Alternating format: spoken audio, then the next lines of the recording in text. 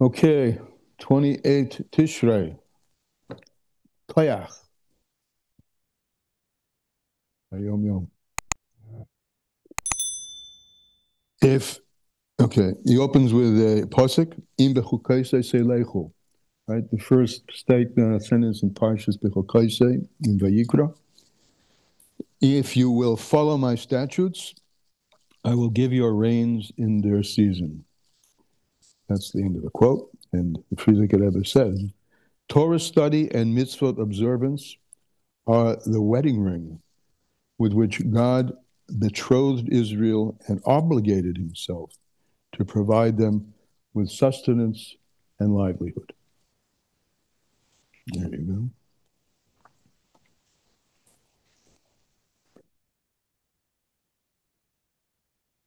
Let's see, we can into our Tanya, if that follows, that follows from there. Lessons in Tanya, this little book, volume 5, top of page 92. And in Lakuti Amorim,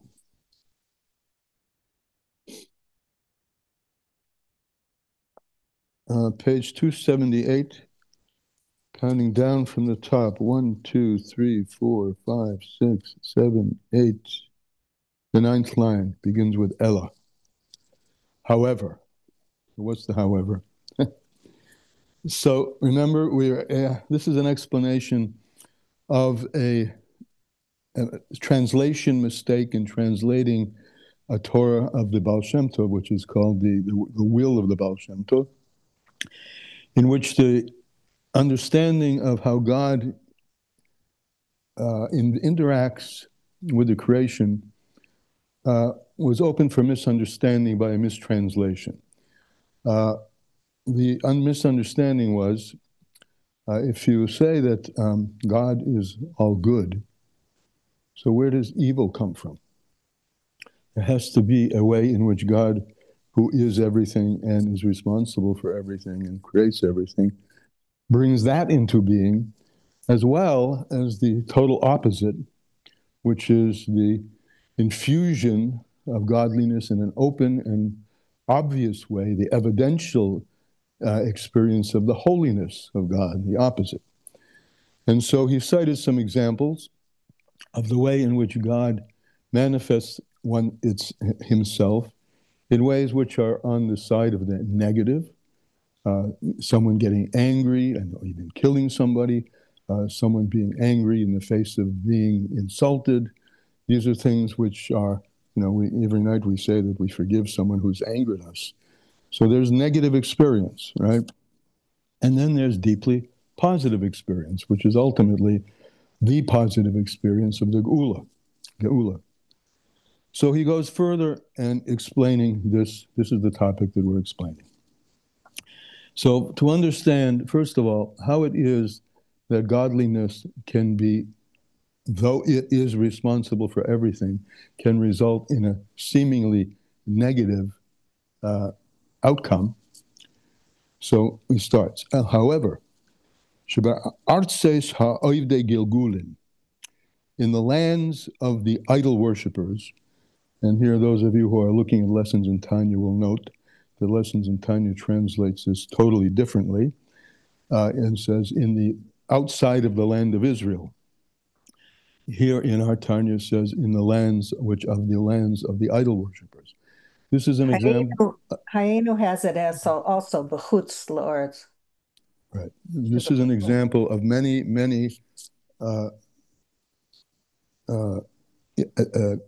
not corrections, many smoothings over. There's probably a word for that in English. Smoothings over the translation. You'll find emendations. Well, that means that it was amended, but what I mean, the spirit of with an E. It's with an E. Right. Amended. No, not A. No, emended. I'm saying it's the thing. Okay. Emended. Gosh. Whew.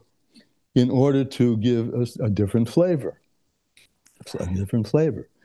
The Tanya didn't want to say, because of the nature of the society and the time in which it was, it didn't want to accuse.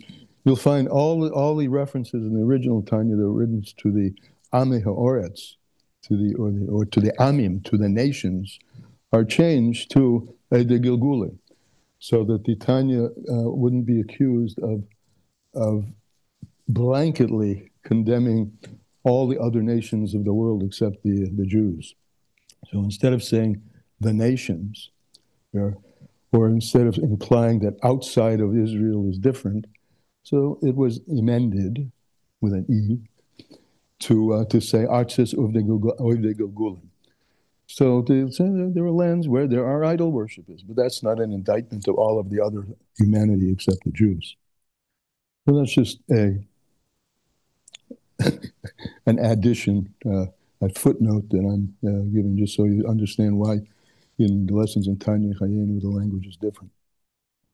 Because here he says the art says Avdei Gilgulim, to make it clear that he's trying to make it clear that he's speaking and distinguishing the lands which worship idols. So anyway, in the lands which worship idols, now we're just getting to the heart of the differences way in which Hashem, two different ways in which Hashem gives life to the world. One is the manner of Hislabshus, where things are, we talked about earlier that things are enclosed like a garment, and the other is Hashra, where there's an indwelling and an apparent indwelling of Hashem.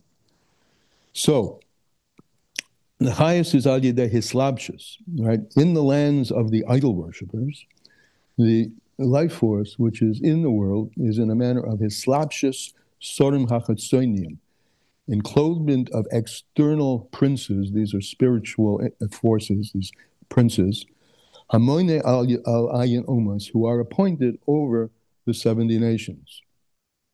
The Hainu, Shayored Nitzutz Midvar Hashem. And what does this mean, this enclothement versus some other kind of method by which he invests himself in creation? This enclothement it means that Shayored Nitzutz Midvar Hashem, Hanikra B'Shem Malchus De'asir, there's a descent in the spark of the speech of Hashem, which is called Malchus of Asiya, right? The speech we spoke about yesterday. Malchus is the peh. Malchus is the mouth. Malchus is the speech of Hashem. Umer al hasorim, and this word al is important. And this manifestation or investment of godliness in the world, this Hislabshus, is over the sorim. Shelmaila, bebekinis makim. It's over these higher level, these exalted, these spiritual sorim princes, in a manner of being makif. And we could say makif only. It's encompassing them, but it's not penetrating them. It's makif milamaila. Ach einu mislabish behem mamish, but it's not internally enclosed within them. Ela nimshach lechem chayes miha'orazu, but there is drawn to them. These are the spiritual sources of life, the proximate sources of life, which flow into things, which is from something from above. It's enclosed in them. It's nimshach lechem chayes miha'orazu. There's drawn this life force to them, shemer aleihim ilamayla, that flows to them from above, the bechinas makif. It's encompassing. It's not penetrating. So this is what keeps them alive. And this is the answer to the question, how can evil be kept alive? Why evil is kept alive is another story, which we'll not tell that story at the moment because he's not telling that story. And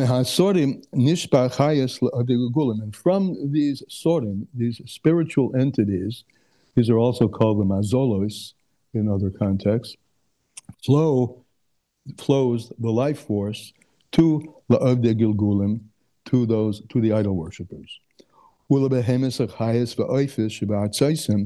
and also to their animals, their domesticated animals, their wild animals, and the birds in their lands, hagashmius, and into the physical, actual earth of these lands, shamayim hagashmim, and into the heavens of these lands, shehem hagalgalim, which are the planets and the other spheres in the heavens through which the life force comes to all of the lands. the Hodim, but of course there are pure animals in these lands also, right? I mean, in every nation in the world there are kosher animals. So he says parenthetically that the heaven and the earth and the animals and the chayas and the birds, which are pure, nishpoim meklipis noiga. They come also not exactly from what we're going to call kedusha, but from an intermediary negative force. Till now, what he's been describing has been the force of actual evil. That force which is totally opposite kedusha. But in the lands, to account for the fact that in those lands itself, where they're lands of idol worshippers, and that's the general spirit of the land, that there are kosher animals, so there is invested. They're still on the site of Klippa, shell, but not Kedusha, which we've learned about in the first part of Tanya, but they're in the middle Klippa, that's called light Klippa. Nishba Klippa's Naya, Klippas, and the unclean things, and the souls of those who are idol worshippers, which again, as I say, in the original uncensored editions are called in the lands of the nations, I mean all the other nations, they come from the other Klippas, which are the total unclean Klippas. So again, this is explaining how it is that negativity and even evil can exist if God is all good. Because there are levels, and again, it's not talking here about why is another story, but it's talking about how. Because heaven and earth and everything which is in them, here's that expression again, in the lands of the idol worshippers, they are considered like absolutely nothing in relationship to the spiritual source of them, which is their life force and what keeps them in existence. The spiritual energy is what enlivens the physical. The hasorim and the spiritual entities, the so-called princes, they are they are considered like absolutely nothing in relation to the life force, which is drawn to them from a spark of the word of Hashem. So he's been going bottom up. You have there's the stuff and the people of these lands, which are getting their source from the lowest of klippas, and that comes through, if you go up a level, from the sorim, the mazolos, and the spiritual entities of those lands, which come from ultimately from the Devar Hashem, but from only a spark, from the spark of the word of Hashem, which shines to them, radiates to them from above. And nevertheless, the life force and the quality of that life force, which rains down upon them and infuses them from this aura, is bechinas galus b'seichel. Not only is it a negative force, but it's a force that's in a state of galus, because this negative force can't adhere to kedusha. It's designed to be l'sitra achra, right, on another side. So this is the state of the Shekhinah. Remember, it's all coming from Malchus, but this is a state of what we will call Shekhinah Shebegaluta, the Shekhinah in a state of galus. And that's why it's called Elokim Acherim. They're getting Elokus, that's the word, Elokim, Acherim, but from the backside, Acher, which is the backside. That's the Sitra Acher, Acherim. The Elokim, the source of godliness, from the other side. V'kodaka Elokad Elokai, and they call it the God of gods. Shegan Heim Heim B'chinas Elokus. Because yes, this is, a godly force. The Sitra Achra is a force that comes from God, because everything comes from God. Therefore, the idol worshippers, which flow, they're the net result of it all, the idol worshippers down here on planet Earth, they serve idol worship, idols, mamish, ad eitz kates till the end of time, when the death and all negativity and the other side will be swallowed up. That's what it says in Pasuk. And then they will be turned over on the nations, and all the nations of the world will be redeemed. And it's called Geula. And then when that happens, they will likra kulam b'shem Hashem. All the nations of the world, including these that we've been describing here, who are Oived Avodah Zorah, serving Avodah Zorah, will call upon the name of Hashem. V'nikra gam kem b'shem Galus HaShechina. And this is where he says that this state of the world in which there are nations, and if not whole nations, people in nations who are not serving Hashem and who are serving, it's by definition, if you're not serving Hashem, you're serving something else, because people are born to serve and people get attached to things, and those attachments can go either to Kedusha or the other. So the world is meant to, of course, turn itself inside out, and everything will serve Hashem. But in the meanwhile, that serving Hashem is in a state of galus, and that's called Galus HaShechina, the exile of the Shechina, which we recently came from the holiday of Sukkot, in which is called Sukkot David HaNefeles, the fallen Sukkah, the fallen state of Malchus, the fallen state of the Shechina. Okay. But that will be turned around. Meanwhile, they are also in a state of galus or shechina, because this life force, again, which is godly, the life force is all from Elohim, from God, galus, which is in a state of exile, within them,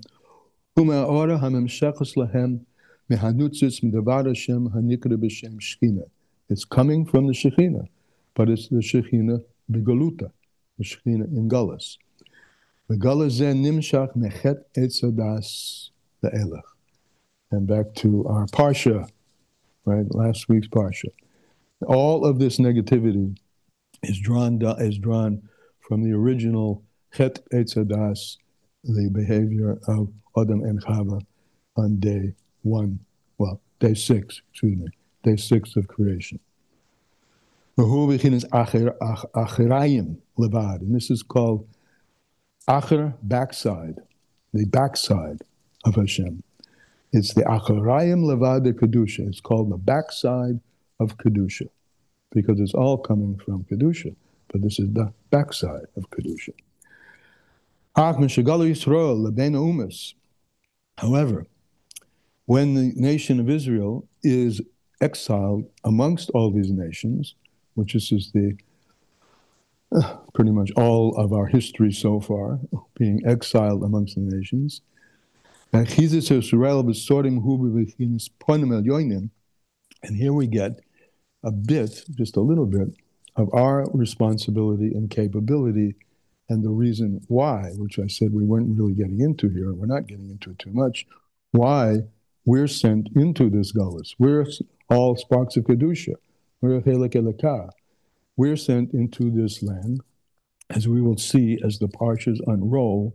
First, Noah, he's a spark of Kedusha, given an opportunity to rectify the world at his time. He doesn't grab hold of that opportunity. He becomes a bit selfish, self-centered, but he has that within him. But it's a failure. In other words, it doesn't produce the redemption. And then we go to Lech Lecha, Bereshis, the sin occurs. Noach is a partial redemption. And then Avraham becomes the lasting force of redemption. The 2,000 years of Torah begin with Avram Avinu. And his life is indicative of our lives, which is what's the pathway for the redemption, which is to give oneself over to redeeming and helping and turning all of the nations of the world back to God. And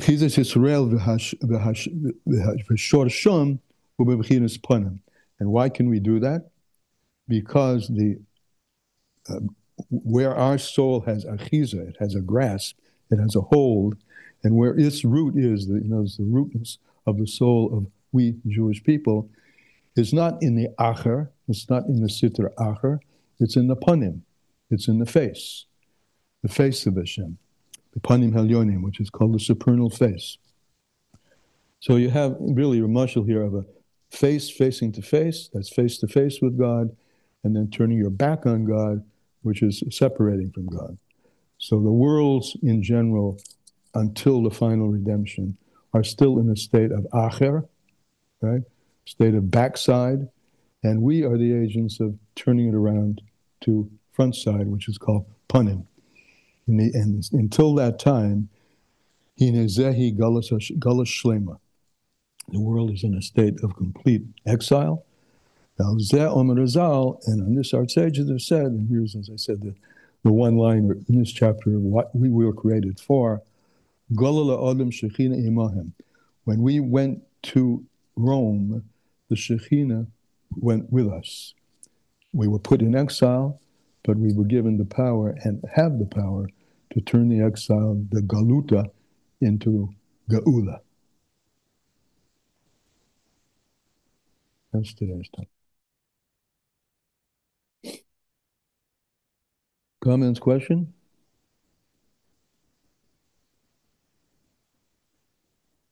Quiet. Well, we got our mission statement. So see you tomorrow.